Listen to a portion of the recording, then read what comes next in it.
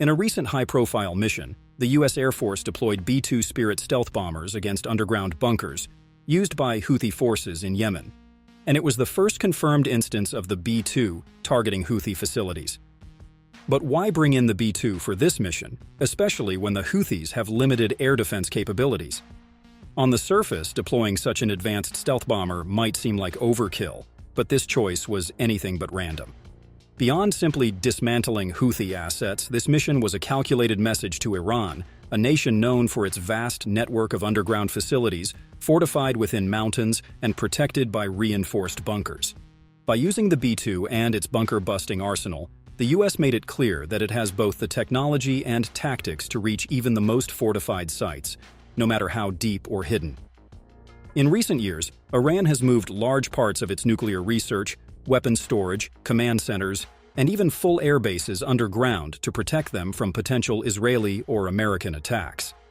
One of the best-known examples is the Natanz nuclear enrichment facility, located about 300 kilometers south of Tehran.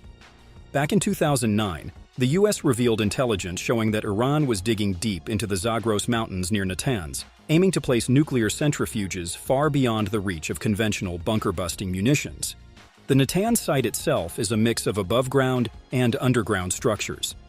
The underground sections are built to house tens of thousands of centrifuges used for uranium enrichment, and recent satellite images suggest Iran is adding even more underground facilities here, possibly as deep as 80 to 100 meters, around 260 to 330 feet, which would make any potential strike even more complicated.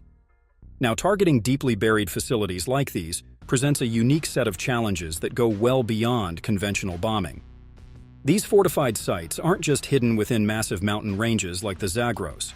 They're also shielded by multiple layers of reinforced materials, specifically designed to absorb or deflect powerful strikes. One of the biggest technical obstacles is the inconsistency in geological density. Unlike uniform structures, mountain terrain consists of layers of rock with different densities, compactness, and natural faults, all of which can affect a bomb's path. Upon impact, a bomb might hit dense rock only to meet softer layers or even empty pockets next, which can shift its trajectory and reduce how deeply it penetrates. These geological variations are a major engineering challenge. Designers need to ensure that bunker-busting bombs can hold a steady course through this diverse terrain without prematurely detonating or losing their trajectory. Just a quick moment before we move on. If you're new here and you like this content, consider subscribing to sustain our work and help us create more videos like this. Beyond the natural defenses, Iran uses advanced layering techniques to make these sites even harder to reach. Many of its most valuable underground facilities, suspected to house ballistic missiles or nuclear research equipment, are protected by multiple layers of defense.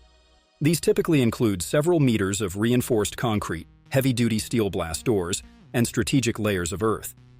For example, Iran's blast doors are modeled after those used in the U.S. Cheyenne Mountain Complex, built to withstand severe impacts, potentially even from a nearby nuclear blast.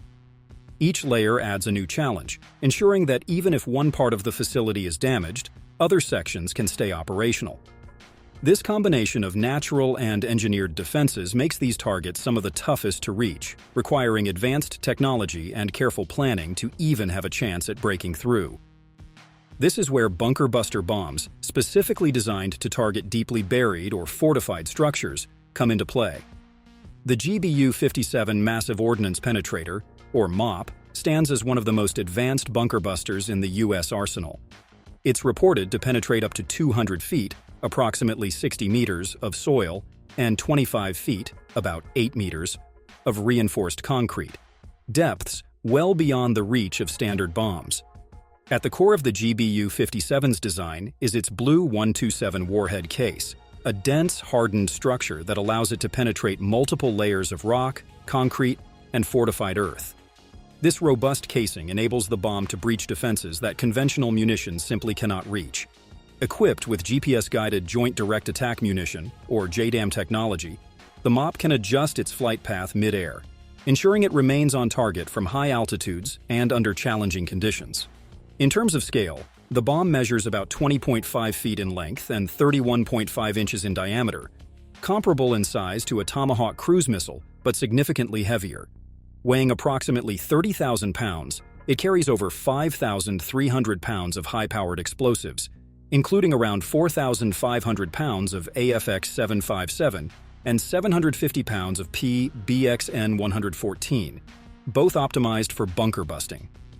Developed in the early 2000s to counter increasingly fortified underground sites, the MOP officially entered service in 2008. Since then, it has undergone several upgrades under the Enhanced Threat Response (ETR) program.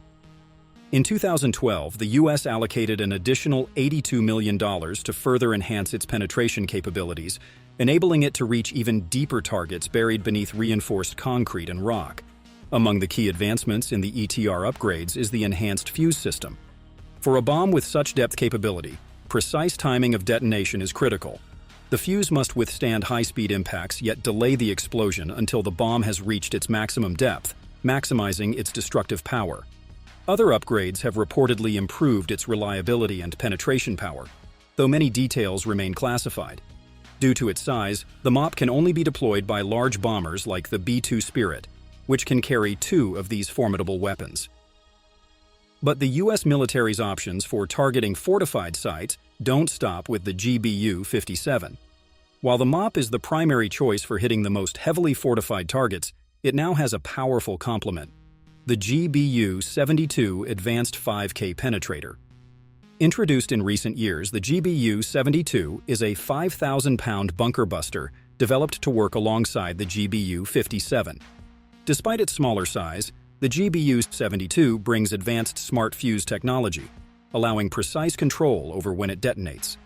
This delayed fuse feature enables the bomb to push through multiple protective layers, whether concrete, earth, or steel, before exploding, delivering maximum force exactly where it's needed. This precision makes the GBU-72 highly effective against complex, multi-layered defenses. Together, the GBU-57 and GBU-72 offer a powerful toolkit for penetrating even the most fortified underground structures. But what might this look like in action? Let's look at how these bunker busters could be employed in a real-world scenario against some of the toughest targets imaginable: Iran's nuclear and missile facilities hidden within the Zagros Mountains. As mentioned earlier, these sites are strategically buried in mountainous terrain, reportedly at depths that test the limits of even the most advanced bunker-busting bombs, including the GBU-57. However, with the right combination of precision and persistence, the U.S. could potentially break through these defenses by executing a succession of targeted strikes using both the GBU-57 and the GBU-72 in a coordinated sequence.